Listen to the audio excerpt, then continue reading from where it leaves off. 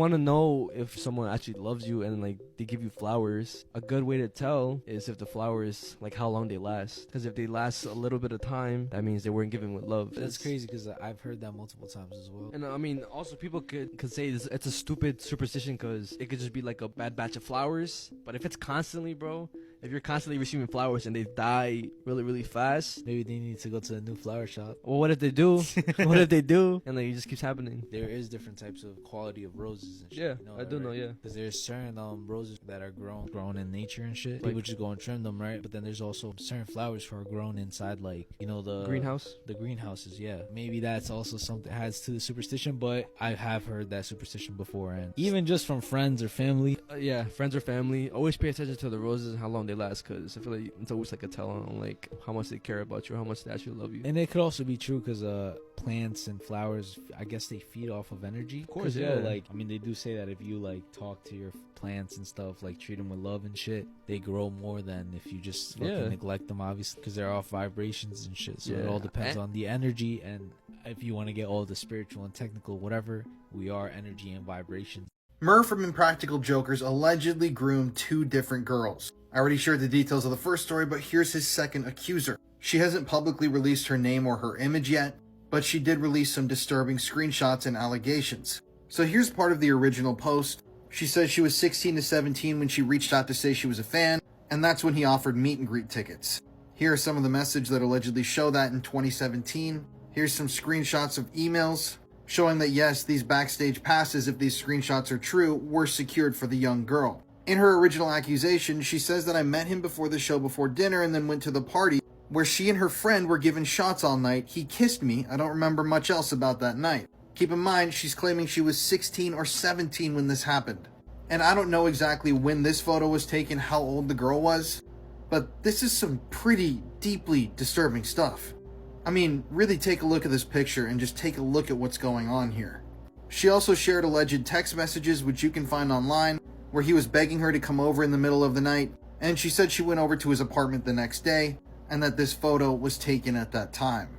She claims here that this all happened between the ages of 16 to 18, and claims that she even met girls as young as 15 doing substances with the guys at parties. 15 years old. A lot of people were quick to call these guys completely innocent, but a very disturbing portrait is being painted as more and more of these victims feel comfortable sharing their stories.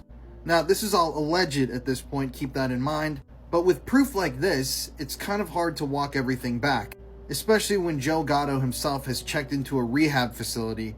There's definitely something that has gone on here. I can't actually believe what I'm hearing about adolescence on Netflix. This is probably going to come across as a rant, so I do really apologise in advance. So I've seen so many people comment about how they felt disappointed by the series because at the start they thought there was going to be more to it and they were going to find out who the real killer was. That's the entire point. You were meant to feel like at first you didn't believe he was the killer. Is it not actually so much more powerful when you realise that you've had the wool pulled over your eyes and you couldn't initially believe that these young boys would do something so horrific? And the way Jamie just seemingly had like a nice normal upbringing and a normal family, that's what literally made it such a powerful watch for me. It just shows the kind of hatred and misogyny that goes on social media can literally penetrate any household. The victim blaming was illustrated really well as well, I felt. The way that people will look for any tiny possible reason why a female is to blame for the way the male acts. There was also really good subtle moments that kind of brought the social message forward, like with the security guard just kind of like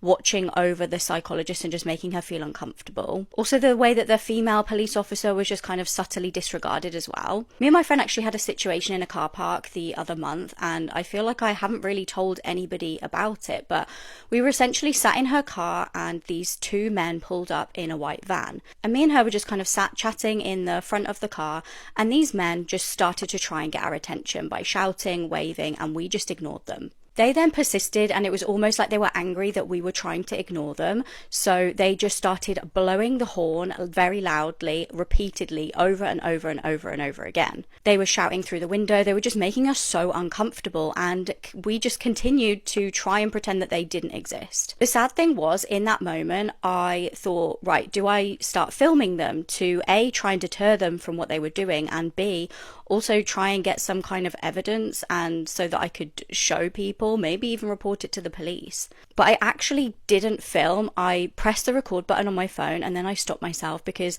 I was actually afraid in that moment that if we started filming and they saw, they could do something really scary. Like they could get out of their car, they could literally come and attack us. This was in broad daylight in the middle of a busy retail park as well. Like, it's actually terrifying. This was not one man on his own, this was two men egging each other on. Honestly, I don't even think we really gave it too much thought afterwards. Like, we were a bit shaken up at the time, but we just drove off.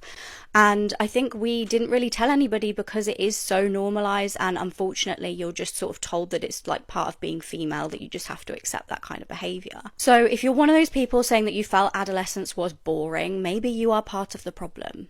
A man by the name of Mr. Burchell ordered one of his servants, Hugh, to retrieve a 4-chambered pistol. Never having handled a firearm before, Hugh became fascinated by the weapon, turning it over in his hands and closely inspecting its details. As he examined the gun, he unknowingly triggered the mechanism, causing it to discharge. The bullet fired and struck him in his jaw, tearing through flesh and bone before lodging deep inside. Hugh collapsed to the floor, blood pooling beneath him as he died almost instantly. A short time later, another servant whose name has been lost to history stumbled upon the grisly scene. Shocked and confused, he stared at Hugh's lifeless body, the pistol lying nearby. Trying to make sense of what had happened, he picked up the weapon and turning it over just as Hugh had done. Perhaps in an effort to demonstrate the accident or simply out of curiosity, he unknowingly made the same fatal mistake. The gun fired again, and within moments, he was dead too, lying right next to Hugh's dead body. Two men dead within minutes of each other, victims of the same weapon and the same tragic ignorance. The household was left in horror at the discovery of not one but two inexplicable deaths. What was meant to be a simple errand had turned into a freak accident that claimed two lives in the most chilling way.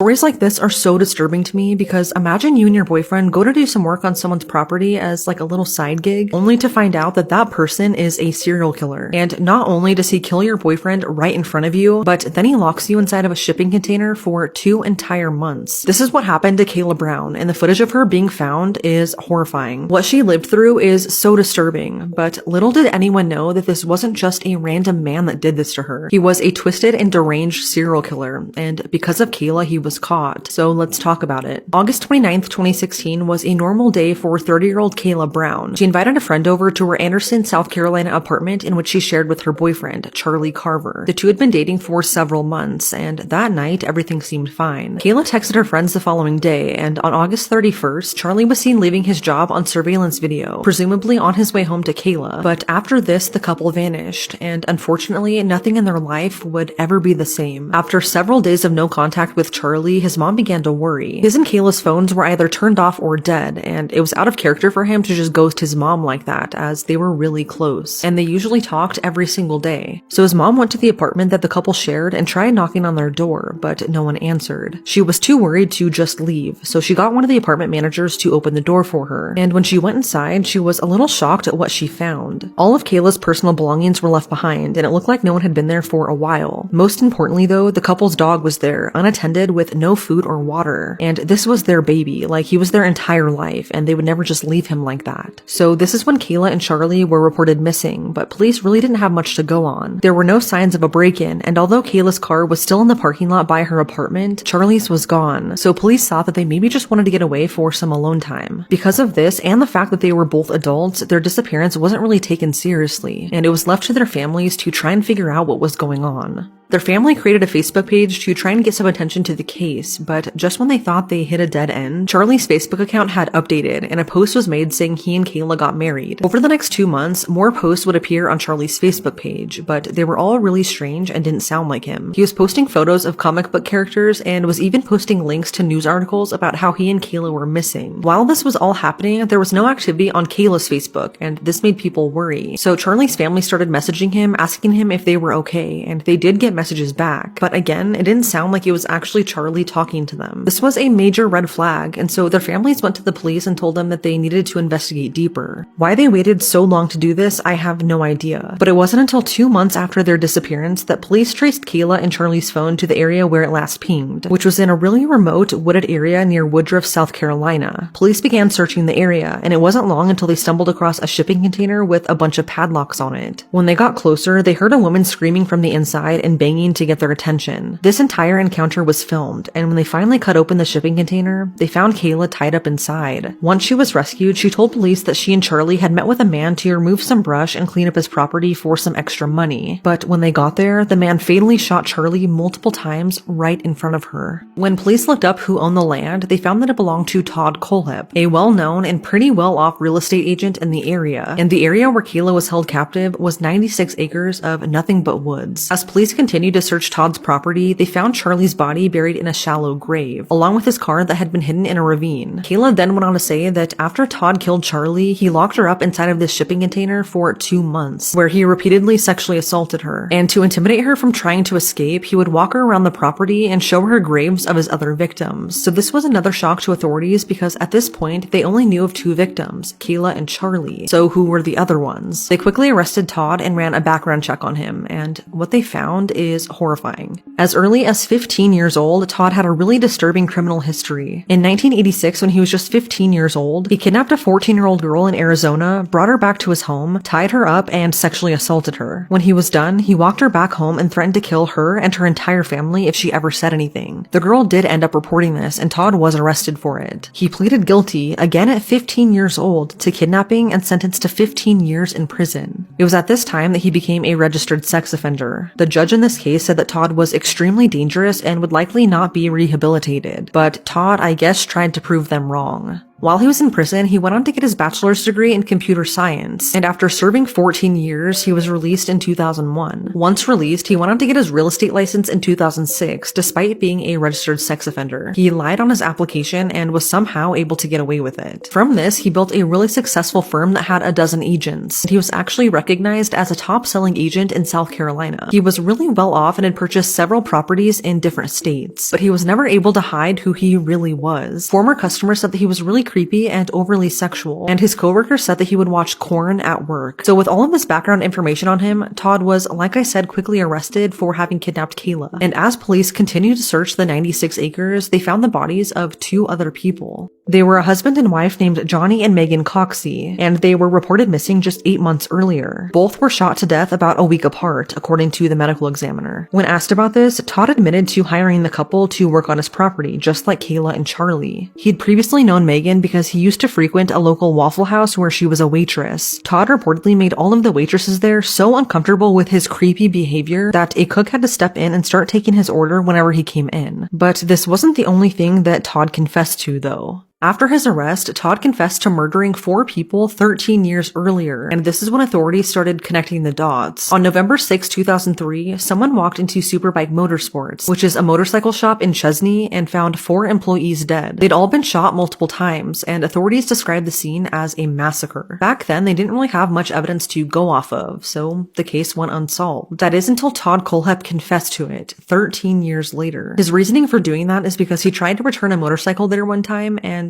I guess the employees laughed at him. He told authorities and his mom gruesome details that at that point had never been made public. Authorities did a massive sweep on his property and found that it was littered with weapons and ammunition. And since he was a felon, it was determined that he bought the guns illegally. And if you think this story can't get any more disturbing, you thought wrong. After he was arrested, police tracked down his Amazon account, where he left really creepy product reviews on items like padlocks, shovels, and tasers. One review that he left on a padlock said, quote, "Solid locks. I have 5 on a shipping container. Won't stop them, but sure will slow them down until they're too old to care." End quote. There were so many disturbing reviews just like this, and because of this, Todd became known as the Amazon review killer. In 2017, Todd pleaded guilty to 7 counts of murder and 2 counts of kidnapping and sexual assault. He was sentenced to 7 consecutive life sentences without the possibility of parole, and he's currently imprisoned at Broad River Correctional Institute. And because I'm nosy, I looked him up on the inmate search, and boy did I get a jump scare. He's also been in so much trouble in just the past year. It's crazy. What's absolutely terrifying is the fact that Todd has been very outspoken about the fact that he's killed many more people than just the 7, and they just haven't been found yet. He told his mom this, and so she asked him how many more, and his response is literally chilling. He looked at her and said, quote, "You don't have enough fingers."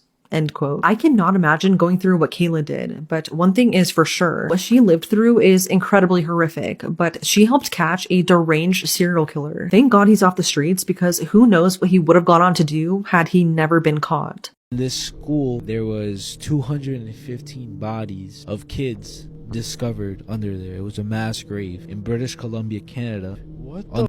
Keep in mind, all of these things happened during the 1800s to the 1970s, but it was just now discovered in 2021. Back in history, obviously, we know that people came here, colonized, and there was natives living here, but there was also natives up in Canada. So for decades, a lot of the indigenous people, specifically the kids, were put into these schools that were called residential schools and reprogrammed these kids, promoting it as kill the Indian, save the man. The kids weren't allowed to speak their native language. Their native names were stripped away from them. They were called numbers instead of what their names actually were. They were beaten. A lot of them died in there. And also what's crazy too is that they made the law that these kids had to go to these schools, bro. I'm not gonna lie, this sounds like a concentration camp. Which is crazy, because I'm gonna show a video of the propaganda of the residential schools, and then I'm gonna show the concentration camps back in Germany, and it's very, very similar to each other, bro. They have a total of 11,000 pupils, orphans, convalescents, those who live too far in the wilderness to get to a daily school. They learn not only games and traditions, such as the celebration of St. Valentine's Day, but the mastery of words, which will open to them the whole range of the ordinary Canadian curriculum. Where in reality 20 people squatted round a table, were now sat only 6, apparently enjoying a life of leisure. From Impractical Jokers has been accused of grooming a minor. So recently one of Murr's castmates and friends, Joe Gatto, was accused of sexual assault. But now some screenshots have leaked that show a disturbing pattern of behavior from Murr. So a lot of screenshots here are from 2012, so a long time ago. But here are some of the photos that allegedly show the accuser with Murr. And like she said in that post, she was 17 at the time. And some of these messages are incredibly disturbing. So these messages are coming from Murr's actual Facebook account. It appears to have been verified thoroughly.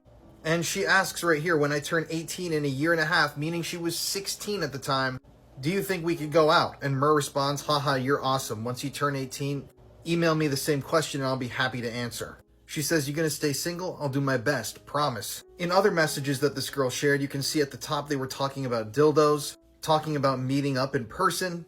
He would text her and say, love you. And allegedly these real messages just show Murr, who was an adult at the time, showering this teenage girl, a minor, with love and praise. I mean, it's really some disturbing stuff. And at this point, he even asks her, please don't put what I told you about turning 18 on a public message board. So if these indeed are real, he knew what he was doing was wrong, asking her to just delete the posts. I mean, there are a lot of messages here, and this is incredibly disturbing stuff. And as further proof, the accuser even received a voicemail from Murr and Joe years ago. We're from the TV show Impractical Jokers. Remember that one where you talking to John Stamos right now? So yeah, with all this having come out, that means 2 of the 4 Impractical Jokers cast members have now been accused of doing some really inappropriate things with young women.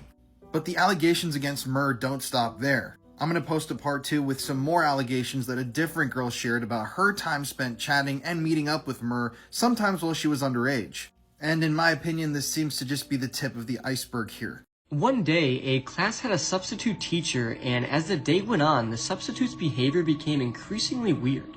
She was making the kids draw dead people who were cut open with a knife.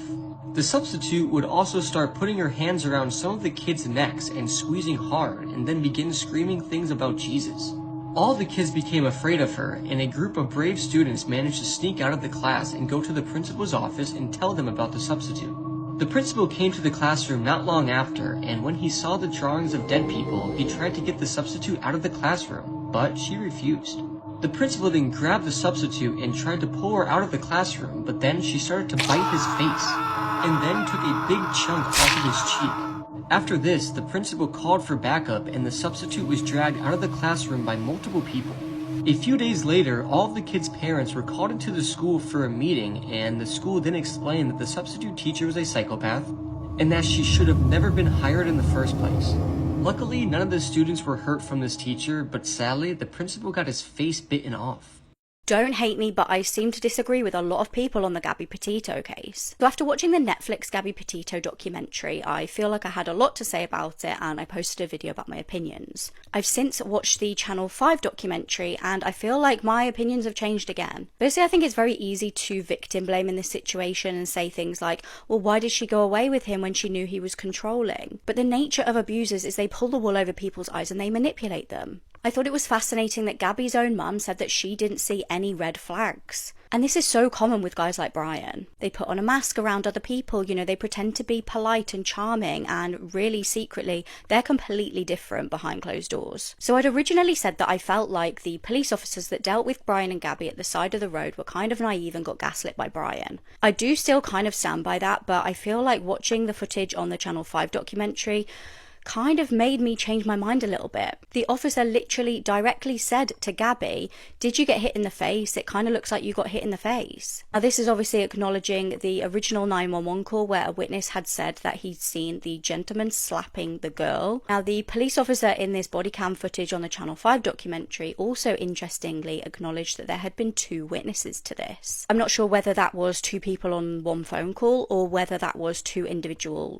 call-ins. Now remember, the call said that the male was slapping the girl and then chased her down the road and hit her again. That's not the narrative that Brian was pushing in the body cam footage. He was kind of acting like he was just trying to diffuse the situation and push her off. The video shows Brian outright lying, and he tries to change the narrative and paint himself as this hero, which is exactly what he did in his death. I also found it really shocking that even after knowing that he then murdered her, people in my comments were still saying, oh yeah, but it kind of showed that Gabby was an abuser too. Isn't this just such a powerful illustration of Brian's manipulation? That people, even knowing that Brian goes on to murder her, still feel like she is somehow to blame. Secondly, I don't think reactive abuse is talked about often enough. Yes, of course, women can be perpetrators of DV. We know this. We know that women can definitely be abusers to men. However, it is way less common just because of the kind of natural power imbalances between males and females. So reactive abuse is basically when a victim's fight or flight starts to kick in after being abused for so long. They have such a high amount of fear and anxiety that they may end up lashing out in kind of retaliation and just almost like a survival instinct. This may explain why Brian actually had marks on him too. In the Channel 5 documentary, Brian's Instagram is also a little bit more explored, which I thought was really, really interesting. We kind of see a glimpse into his disturbed mind. Now, he was posting loads of really dark drawings that I'm actually not even going to post on here because I don't want them to get taken down. But there were quotes on there, things like, all I could hear in the deep recesses of my mind was do it. I also felt some of his captions were so chilling as well. One of his posts he did to Gabby, he said things like, I die to watch all our memories on repeat and until death do us part. There's ever a case that needs to be reopened, it's this one. Because she was found hanging from a balcony in her boyfriend's summer mansion, completely nude, gagged, and her hands and feet were bound behind her back. Oh, and there was a really ominous message painted on the door leading into the room where she was found, not in her handwriting. The police are saying she did this to herself, but I am not buying it, so let's talk about it. This is the mysterious death of Rebecca Zahau, and I promise you this is simultaneously going to piss you off and make you lose a little bit of faith in the justice system. So Rebecca Zahau was only 32 years old when she unexpectedly died in 2011. She grew up in Nepal and Germany and had only lived in the US for about 10 years before tragedy struck. Rebecca was extremely smart and worked as an eye care professional, and in 2008 she started dating Jonah Shacknai. Jonah was the CEO of a really top-notch pharmaceutical company, and this man was wealthy. He was the 9th highest paid CEO in Arizona in 2018. And to kind of paint a picture of just how wealthy he was, he owned this house. This house is known as the Spreckles Mansion, and it's located in Coronado, California. It was actually just his summer beach house, but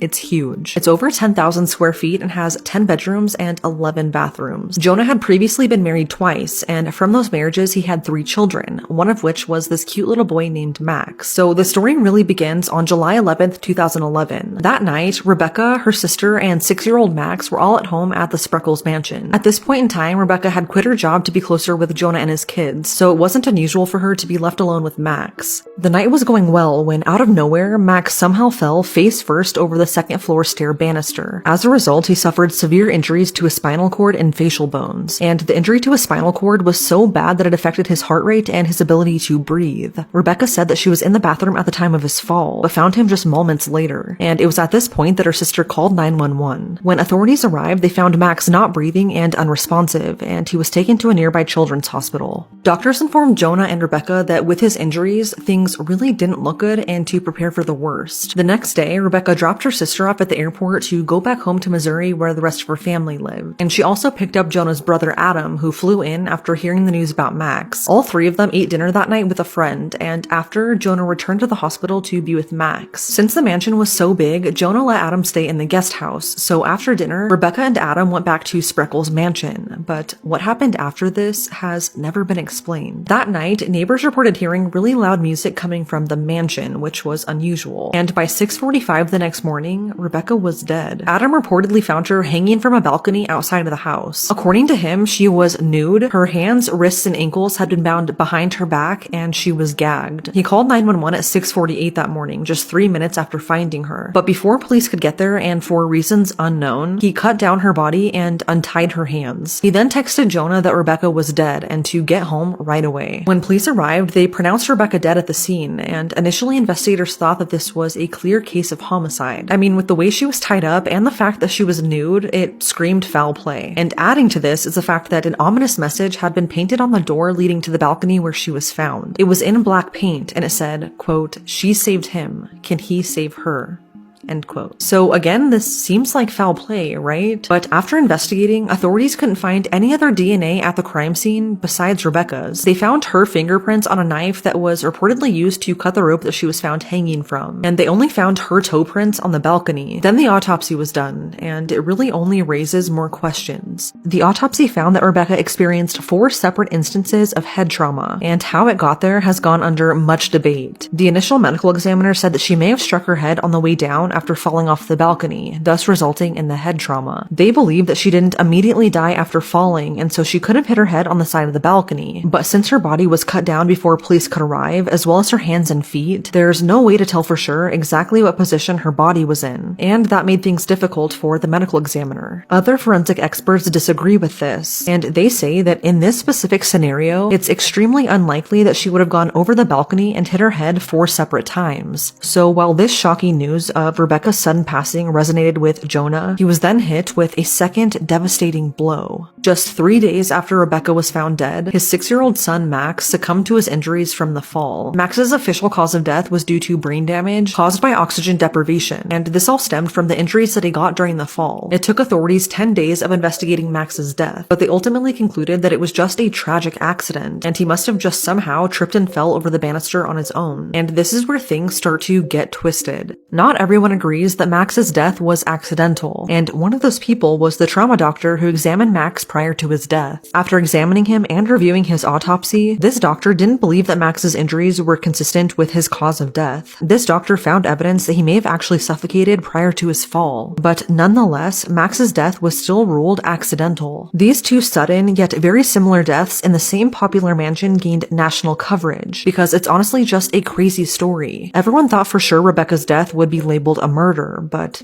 that was not the case. After 2 months of investigating, the San Diego County Sheriff's Office ruled that Rebecca died by suicide. They cited that this was because they found absolutely no evidence that another person was involved, and they found no signs of foul play. But Rebecca's family felt like this was just not the case. They don't believe that she would have ended her own life, especially like that. So they decided to have a second independent autopsy done, and the findings are horrific. The second autopsy found specific fractures in her throat that weren't previously noted, and these fractures seemed consistent with manual strangulation, not by suicidal hanging. The second medical examiner strongly believes that Rebecca was murdered, and that this was not by her own doing. This was only further validated when they found additional evidence that she had been sexually assaulted prior to her death. They noted so many inaccuracies in the initial investigation, and so many things were just not investigated properly. I think one of the main questions that her family and so many other people have is why her hands and feet were tied behind her back. It seems like an unusual way for someone to end their own life, especially naked like that. But police believe that she tied herself up that way to prevent herself from changing her mind. And another major question is the ominous message painted in black paint on the door to her room. Police say that it was a suicide note, but one thing that they failed to look at was the fact that Rebecca loved to paint, and she would often sign her paintings. This note that was painted on her door did not match her handwriting at all, and according to her family, it doesn't even sound like something she would say. So her family pushed investigators to dig deeper, and this is when they obtained Rebecca's cell phone records. On the night she died, Rebecca talked to her oldest sister until 10 p.m. About an hour later, she then gets a text from Jonah's ex-wife's sister. This was Max's aunt. She reportedly wanted to stop by the house to talk about Max's accident, but Rebecca never responded to this text. And then the last time Rebecca was ever active on her phone was at 12:50 a.m. This is when she checked a voicemail that was left by Jonah. This message was deleted, so no one has ever actually heard what was said, but it was reportedly about Max's worsening condition, since at this point in time he was still in critical condition at the hospital. To police, this was evidence that Rebecca felt remorse over Max being gravely injured, and in their minds, this was cause for her to end her own life. They even reenacted her death to see if it would have been possible for her to have bound herself like that, and they provided a video of a woman doing it. So again, Rebecca's death was labeled a suicide.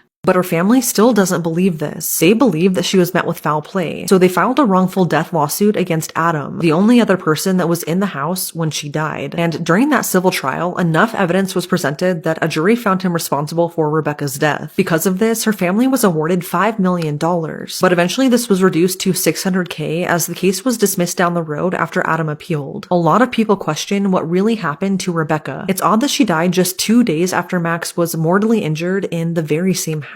And it's also odd that absolutely no other evidence or DNA was found at the scene, which kind of leads me to another point. Many people suspect the Shacknai's involvement, or maybe even covering up or influencing the suicide ruling strictly due to the fact that they are extremely wealthy men. Some think that she really may have just felt responsible for Max's injuries and chose to end her own life. Others believe that a random intruder could have done this. And of course, some believe that Adam and possibly Max's aunt could have been responsible. His aunt did text Rebecca that night, and Adam was literally staying in the guest house. And this theory was only pushed more when in 2023, a new witness came forward, and they said that on the night Rebecca died, they heard a man and a woman yell, quote, "Hold her still, hold her still."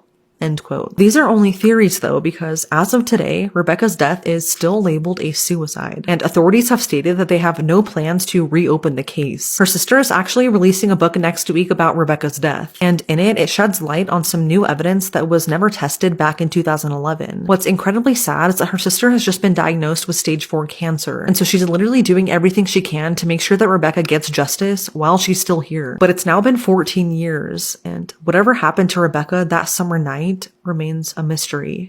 However, coined the phrase, "You can't make this stuff up," might have known the story of real-life boogeyman, Albert Fish. A slight, elderly man with grey hair, no one suspected the kindly single father of being sadistic child murderer and cannibal. If you've seen this man in your dreams, I have some bad news. So this is Hatman, and he is one of the most commonly seen sleep paralysis demons in the entire world. And here's how you know if you're about to see him. First, you'll wake up in the middle of the night and you won't be able to move at all. Like you'll feel completely paralyzed. Next, you'll feel a crushing feeling on your chest like something is sitting on it. And when this happens, it's going to be very hard to breathe. And at that point, there's nothing you can do. That's when Hatman comes into your room. Many doctors believe that Hatman is just a fragment of people's imaginations, but a lot of people think that he's shown up in photos like this one. Or this eerie one that was taken on the day of these women's mother's funeral. In the next part, I'm gonna read some stories of people who believe they've seen him. If you see him while you're awake, run. So this story actually comes from a Reddit user who's a therapist. And this user had a patient who was coming in complaining of seeing Hatman at night. This patient would apparently wake up in the middle of the night to see Hatman standing at the foot of their bed, watching them sleep. And as a result, they were not really sleeping much. So the therapist prescribed some pretty heavy sleeping medication, and as a result, the patient starts getting a little better. But then one day, the patient comes in and just looks like they had seen a ghost. So the therapist asked them what was wrong, and they said that as they were getting in the car to come to therapy, they saw Hat Man standing across the street during the day. This therapist had only ever heard of Hat Man when it came to patients waking up in the middle of the night and seeing him, never when they were already awake doing things in the middle of the day. So the patient is terrified, but the therapist thinks this might be a side effect of the medication. It takes a little while to get used to. But that was the last time the patient ever came to see the therapist. Do you know about the Harry Potter actor that got sent to prison? You may remember Jamie Waylett, who played the Hogwarts bully Vincent Crabbe in the Harry Potter films. Although for many actors this would be a dream come true to be in such well-known films, Jamie reportedly struggled with the fame. He began to use substances in order to cope with his mental health struggles. In 2012, London saw some of the most devastating riots, including looting and arson, as well as the deaths of 5 people. Jamie was arrested for being involved in the riots. He was pictured getting involved in looting and holding a bottle full of petrol. He was also with a gang of at least 4 people who went into Chalk Farm on the 8th of August. He also had a previous conviction for substance possession at that time. In 2012, he received a 2-year sentence for violent disorder and 12 months for handling stolen goods. It's believed that since being released from prison, he hasn't been in any big films. So you may have seen the TikTok that I made exposing this pedophile Gary Glitter for his crimes that he committed. But I have some really unfortunate news. After just serving half of his sentence, he was just released from prison in the UK. That means that this man, who was found with thousands of images of CP and was convicted of assaulting 2 young girls in a foreign country, is now free. Gary Glitter is a notorious musician. If you don't know, he wrote the song Rock and Roll, which is played at football games and other sporting events, and was featured in the movie The Joker in 2019. But his life has been mired with controversy. This guy has assaulted multiple kids, and he was found, like I said before, with CP materials on his computer. But thankfully, people in the UK are putting up a fuss about him being released from prison. There were actually some riots and protests outside of the hostel that he was released to. But even the family that lives next door to the hostel has gone to the news and said they're concerned because they're now living next to Gary Glitter, and they know what he did. So what do you think? Did he serve his time? Is he a reformed man, or should he still be incarcerated? Let me know below. This man killed his brother for not thanking him for cooking dinner. It was the 7th of March 2003 in Wainuiomata, New Zealand. A family meal was underway. 36-year-old Fergus Glenn had made dinner at his parents' house. One of the people he had cooked for was his 33-year-old brother, Craig. Craig was a family man with a wife and 3 children. It's believed that the pair had an ongoing feud, and on the day in question, Craig not thanking Fergus for cooking appeared to be the final straw.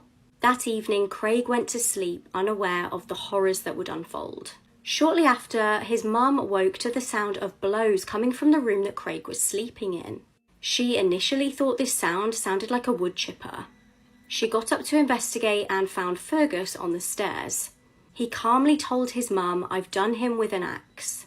Fergus had chillingly struck his brother 8 times with the weapon. It is likely that Craig knew very little about the attack.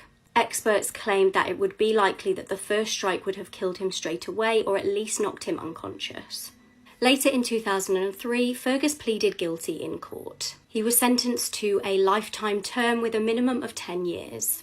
A woman from Northern Ireland vanished under mysterious circumstances. Now her family have shared this eerie photo to bring attention to her unsolved case. Lisa Dorian was 25 years old when she vanished on the 27th of February 2005. Lisa was from Bangor and she was last seen in Ballyhalbert Caravan Park. During that time, she was with someone called Mark Lovett, who was 17 at the time. It's believed that they were both drunk at this point and had been taking substances, causing them to experience hallucinations. When Mark was questioned by police after the woman disappeared, he stated that around 4:45 a.m. they were startled by noises and flashing lights. Both terrified, he said they ran off in different directions and he never saw her again. Police believe that Lisa was murdered and they have endlessly tried to find her remains. Tragically for this family, they have had no luck and no closure in this case. Her family have released this eerie photograph of the last place she was before she went missing to try and provoke the conscience of whoever may have killed her. There have been more than 400 confidential tips throughout the years, but nothing leading to the discovery of Lisa's body or remains. A £20,000 reward has been offered by Crime Stoppers for anyone who could provide any information leading to either the arrest or conviction of those responsible. A real-life devil in disguise. Abigail White was an OnlyFans model, also known as Fake Barbie. Last year, she murdered her boyfriend. Bradley Lewis, 22, was also the father of Abigail's 3 children. The couple had been having arguments, and she said at one point she managed to beat the truth out of him after suspecting him of cheating. The couple had been getting into arguments, and Bradley had been living with his mother. They were at the park on March 25th, 2022 with their children when Bradley told Abigail he no longer wanted to be with her. That night they got into an argument at home, and Abigail grabbed a knife from the kitchen and plunged it straight into Bradley's heart. Abigail then began screaming hysterically, which alerted one of the neighbours, who came round and found Bradley laying on the floor. She dialed 999 and started CPR. Bradley was rushed to hospital but sadly died the next day from a single stab wound to his chest. A post-mortem showed a 7-centimetre deep wound straight into his heart. Abigail was arrested and she told police that they got into an argument and Bradley had grabbed the knife from the kitchen. She said that she took it off him, went to the front of the house and she was going to throw it outside when Bradley came towards her, grabbed her hands and made it seem as if she'd plunged the knife into his chest. She told them that the wound was 100% self-inflicted by Bradley. Abigail pleaded not guilty, but police found voice notes on her phone, some of which were saying that she was capable of killing him and saying that the only way to get the truth out of him was to threaten his life. Abigail was found guilty and sentenced to life with a minimum of 18 years. Shockingly, she's actually managed to find a new boyfriend from behind bars and is asking prison officers to give her conjugal visits with her new man. These are pictures with the most disturbing backstories, part 5. This is Travis the chimp. And he lived with Sandra and Jerome Harold since he was a young chimp and was often treated like a member of the family. However, one day he exhibited unusually aggressive behavior, which made the Harolds call their friend Nash for assistance. But when Nash arrived at the Harolds' home, Travis the chimp suddenly attacked her. And the attack was extremely gruesome. Travis the chimp targeted Nash's face and hands. It ripped off both of her eyelids and then proceeded to rip her nose clean off, blinding her and also severing several parts of her body and lacerating her face. Travis the chimp was then shot and killed by police who arrived at the scene. Nash's injuries were so severe that she underwent a face transplant and lost both of her hands in an attempt to save her life. But miraculously, she would pull through. I would show you pictures of the attack, but they're extremely gruesome and I probably can't show them. So instead, I will play the 911 call made by the Harolds as Nash was being attacked by Travis the chimp. And you can hear the chimp in the video going absolutely crazy. What's the problem? Send the police! What's the problem there? The chimp killed my friend! What's the problem with your friend? I need to know. Send the police up! With a gun! With a gun! Hurry Who up! has the gun? Please, hurry up! He's killing my girlfriend! What is the problem? He's killing my friend! Who's killing your friend? My chimpanzee! Oh, your chimpanzee is killing your friend. He ripped her apart! Hurry up! With a gun. Hurry up, please! There's someone on the way. With guns, please! Shoot him! What is the monkey doing? Tell me what the monkey's doing. He ripped her face off! He ripped her face off? He tried to attack me! Please, Okay, hurry! I need you to calm down a little bit. They're on the way. Can you put yourself away? I don't want... Okay, remember that girl that asked to get off the plane because she said the person next to her wasn't human? Well, the video I'm about to show you, she says exactly what she saw. And it's absolutely terrifying. Probably not gonna make it. Okay. So, what happened on the flight? Finally, someone drops the question right. So we weren't there. So what happened on the flight? Well, the asshole beside me, I switched seats with. Okay. Was it the gentleman that was sitting right there with you? Inside? I switched seats with him, thinking like it was gonna be a good idea. Yeah. that he stole my AirPods, and then he like had his face up, and I tried to talk to him, and he wouldn't. He had what?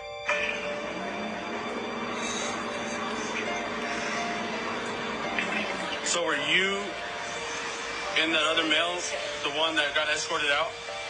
Oh no, the other male never got escorted out. Just I did because I said I wasn't comfortable being on that flight with him.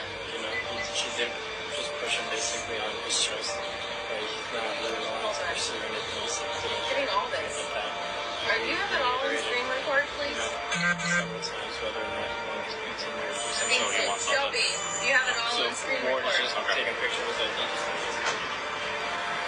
For him? Okay. So what's your plan now? Nothing. Wait till you see what happens. What do you mean? What do you mean? See what happens with what? What's your plan from here?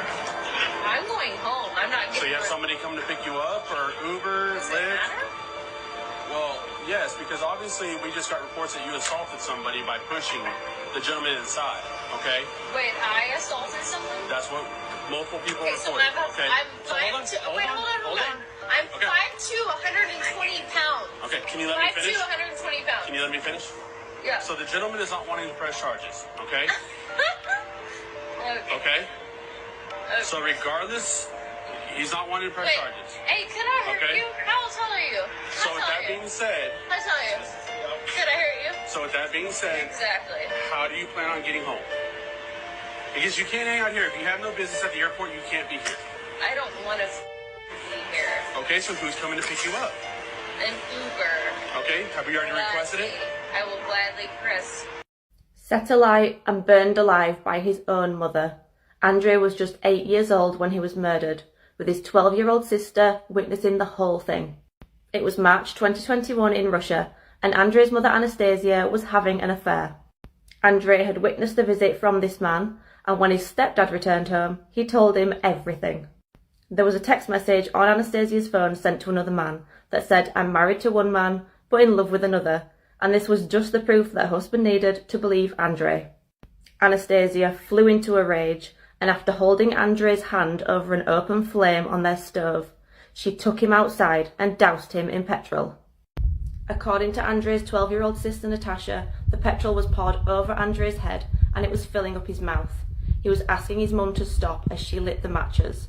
She lit 3, which failed to take light, but the 4th one did, and she threw it towards his jumper and set him alight.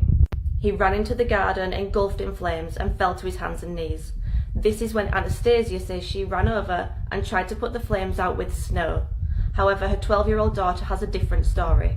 Natasha said that after lighting the match, her mother said to her, "Let's watch how the scarecrow burns," and she had to stand there and watch as her 8-year-old brother was burned alive.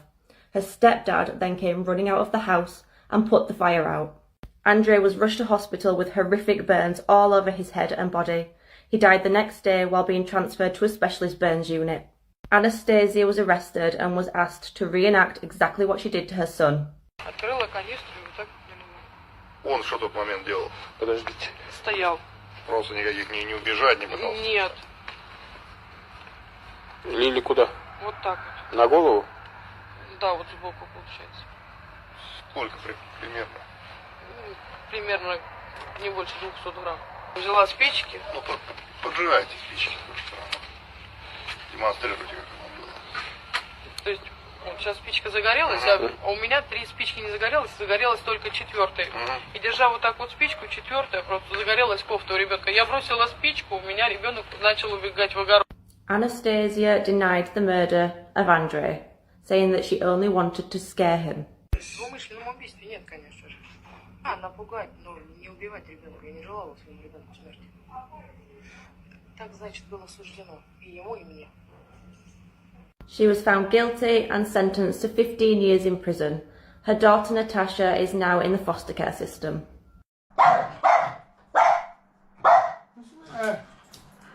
What? Nothing there, mate. Nothing there. What? There's nothing there. This politician took his own life on live TV. This is Robert Bud Dyer, and he was an American politician who ended his own life in a live press conference. In the early 1980s, Pennsylvania discovered that its state workers had overpaid federal taxes due to errors in state withholding prior to Dyer's administration. A multi-million-dollar recovery contract was required to determine the compensation to be given to each employee. In 1986, Dyer was convicted of accepting a bribe from Computer Technology Associates, a California-based firm, to award them the contract. He was found guilty on 11 counts of conspiracy, mail fraud, perjury, and interstate transportation in aid of racketeering. And Robert Bud Dyer was scheduled to be sentenced on January 23, 1987, but on January 22nd, Robert Dyer called a news conference in the Pennsylvania State Capitol building in Harrisburg, during which he fatally shot himself, ending his own life with a .357 Magnum revolver in front of reporters. This was then broadcasted later that day to a wide television audience across Pennsylvania. And I'm going to explain the whole thing right now. After Dyer finished speaking at the news conference, he pulled out an envelope with a model .357 Magnum revolver in it. And when the crowd in the room saw what Dyer pulled out of the envelope, the mood changed immediately. The question on everyone's mind was no longer whether or not Dyer would resign, but what he planned on doing with the firearm. Inside the room, people gasped and Dyer backed up against the wall, holding the weapon close to his body. Dyer then calmly said, "Please, please leave the room if this will affect you." Among those people who stayed, some pleaded with Dyer to surrender the gun while others tried to approach him and seize the weapon. However, Dyer warned against either action, exclaiming his last words, don't, this will hurt someone." Robert Dyer then quickly put the muzzle of the gun in his mouth and pulled the trigger, firing a shot through the roof of his mouth and into his brain. He collapsed on the floor dead. Blood ran out through the back of his head and through his nose. 9 news cameras recorded the events, and one of the cameras remained focused on Dyer and captured close-up footage of the aftermath of the shooting, as his body was slumped and blood strewn from the exit wound in the back of his head, as well as from his nostrils and mouth. He died instantly from the gunshot shortly before 11 a.m., but was not pronounced dead until 11:31 a.m. This is definitely one of the craziest things to ever happen on live TV, and what's even crazier is that the footage is still out there. I don't recommend searching or looking for this video because it does depict extremely disturbing things that might be unsettling to people. Can you just imagine watching this in 1987 expecting a normal news conference, and then something like this happens? Beautiful Finley Bowden was taken into care at just 3 days old. 10 months later, he was given back to his parents, and after 39 days in their care, in the early hours of his first Christmas morning, he was murdered.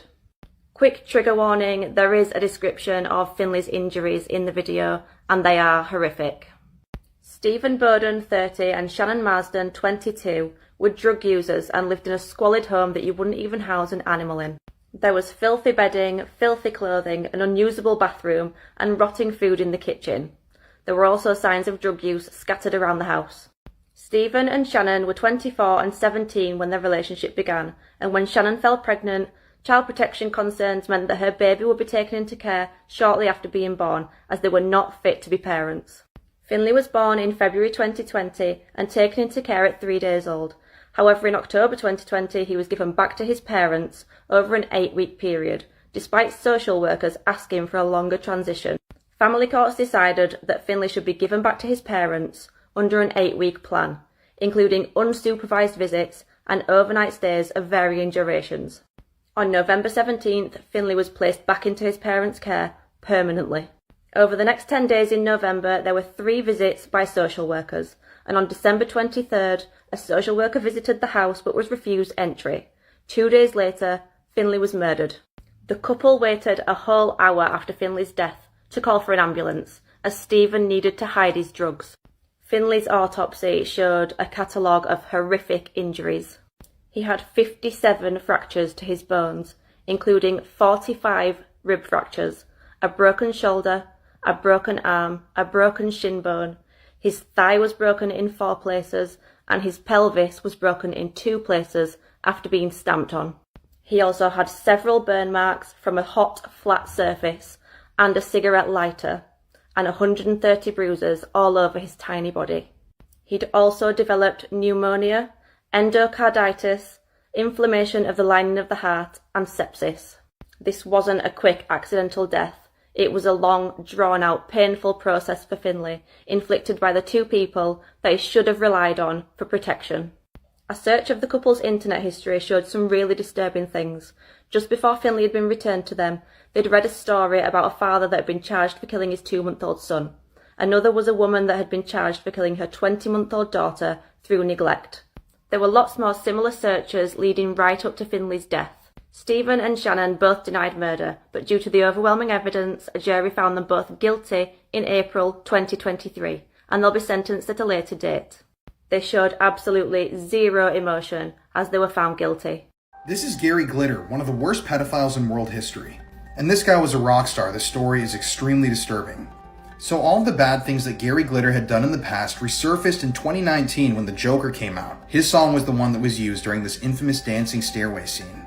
But let's rewind. Paul Francis Gadd was born in 1944 in England. It was in the year 1971 during the glam rock movement when Paul began to use the stage name Gary Glitter and his career really took off. The release of his album titled Glitter was a massive success. The song Rock and Roll reached high points on all charts across the world, and he seemed to be this, new age progressive rock and roll star. And for years, Gary was heralded as a rock and roll icon. This guy was loved by thousands, millions of people across the planet. But that would all change in the year 1997 when Gary took his computer into a repair shop in England. The technician at the time that was taking a look at Gary's laptop discovered CP images on his hard drive. The police then got involved, they searched his home and found even more CP. This guy was sick. After all was said and done, it was discovered that Gary had downloaded over 4,000 images of CP onto his computer. He had also had a relationship with a 14-year-old girl in the 1970s, and he was given a 4-month prison sentence. After he was released from prison, Gary felt the heat from the public now hating him in England, so he fled to another country. But after the authorities in Cambodia discovered who he was exposed, and he was then deported to Bangkok. He eventually settled, though, in Vietnam. And it was in Vietnam where Gary resumed his typical pedo behaviors. He was banned from a nightclub for groping a teenage waitress. Other people saw him bringing 2 young girls into his home. And on November 12, 2005, Gary fled his home in Vietnam. Authorities eventually searched the place and found a 15-year-old girl that was living with him. He then tried to escape the country, but he was arrested at the airport. And from that point on, multiple Vietnamese girls came forward that were underage and said that Gary Glitter had, assaulted them in the past. After all was said and done, he was sentenced to about 3 years in prison in Vietnam. And if he would have been convicted on all the charges that he faced, he might have been executed by firing squad. Eventually, though, he served his sentence and he was released in Vietnam, and after a lot of countries said they wouldn't let Gary Glitter in, he returned home to the UK. But he wasn't safe there. He was arrested shortly after arriving back in the UK after he faced a number of new allegations against him. Eventually, he was charged with 8 counts of sexual offenses against girls from the ages of 12 to 14 in the years 1977 to 1980. One of these charges alleged that he even crept into a 10-year-old girl's bed and attempted to essay her. So after a lengthy trial, he was finally caught again. He was imprisoned, but he could be released next year in 2023. I know that the movie The Joker received a lot of backlash for using Gary Glitter's song because he was compensated with royalties, even after all of these things had happened to him. And yeah, this just shows that this guy was not and is not a good dude. Killer accidentally admitted to his crimes by accident when he forgot he was wearing a microphone while taking part in a documentary. This is how a true crime documentary exposed a killer. In 1971, Robert Durst met Kathleen McCormack and they got married. At the time of her disappearance in 1982, Kathleen had nearly graduated college. She was last seen by a witness at a dinner party where she appeared to be upset. She got a call from Robert and left. Robert admitted to having argued with Kathleen that night, but he said he put her on a train to New York and then never saw her again. Her friend called police to report her missing. Interestingly, Kathleen had been treated at a medical centre for facial bruises weeks prior to this and told the friend that Robert had done it. Robert had actually been dating someone else for some time prior to this and had been living separately to Kathleen. When her family broke into her cottage to try and find out where she was, they found the place had been trashed and her possessions put in the bin. Kathleen's family always believed that Robert was involved in her disappearance. In 2000, Susan Berman, a friend of Robert's, was found murdered. Now, she'd actually provided Robert with an alibi for Kathleen's disappearance. Now, pay really close attention to this next bit. Days after she was killed, a letter addressed to the Beverly Hills Police Department contained Susan's address and the word cadaver on it. On the envelope, Beverly was misspelled. Robert admitted in 2005 that Susan had called him shortly before her death to say that the police wanted to question her about Kathleen going missing. It's believed that Robert killed Susan to keep her quiet. In 2001, Robert's neighbour's body parts were found floating in Galveston Bay. Robert's elderly neighbour Morris Black had been killed and Robert was arrested. He was actually released on bail and fled and was found about a month later in Pennsylvania. He was found with $37,000 cash, 2 weapons and interestingly Morris Black's driving licence. In court, Robert claimed he was acting in self-defence. He said he'd accidentally shot Morris and dismembered his body. Due to lack of forensics, he only got 5 years in jail. This is where things get really crazy. HBO was filming a documentary called The Jinx. During production, Susan's stepson found a letter written by Robert. This contained the same spelling error in the word Beverly as the anonymous letter to police. This implicated Robert in the murder. Now, while filming the documentary, Robert needed the toilet. He forgot that he had a microphone still attached to him. He was recorded talking to himself. He said, "There it is, you're caught. You're right, of course, but you can't imagine. Arrest him." And then he said, "What a disaster. He was right. I was wrong." And finally he said, "I'm having difficulty with the question. What the hell did I do? Killed them all, of course."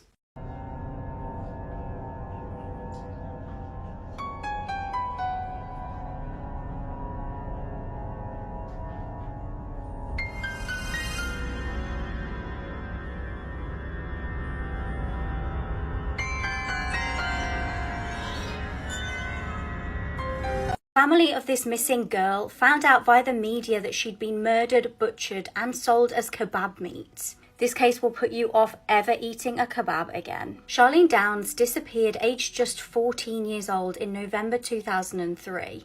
She was living in Blackpool, UK and was last seen in an area containing many kebab shops and takeaways. While out with her friends one night, Charlene bumped into her mum. Her mum said that Charlene needed to be home by 10 p.m. that night, which was quite typical for Charlene. Tragically, this would be the last time that her mum would ever see Charlene alive. When Charlene didn't turn up by 10 p.m, her dad went out on his bike looking for her for around half an hour. When he couldn't find her, he just presumed that she'd stayed over at her friend's house and went home and went to sleep.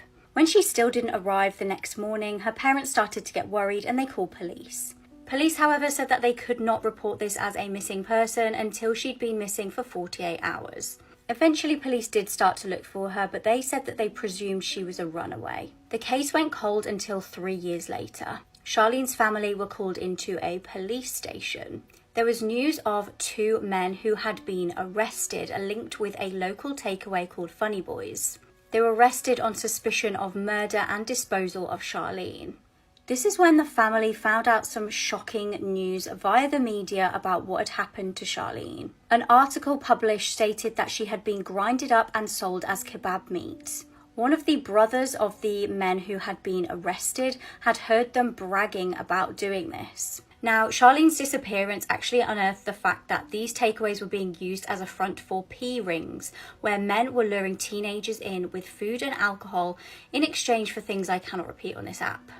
When the case against these 2 men went to trial, the jury failed to reach a verdict. The case was then thrown out of court due to apparent lack of physical evidence. One of the reasons for this is how well Charlene's body had obviously been disposed of. Both men who had been charged were given a £250,000 compensation for being falsely trialled. Around a week after the trial, Charlene's mum was actually arrested for stabbing her husband. He declined to press charges, saying that he knew she had been stressed. Members of the family were also charged with racially aggravated assault against the brother of the man who'd been charged with murder, and also punching the man who'd been charged with helping dispose of her body. In August 2017, police arrested a 51-year-old man who lived in Blackpool at the time of Charlene's disappearance. This was on suspicion of murdering her, however, he was released just 2 days later. We still have no justice for Charlene and nobody is behind bars for her killing.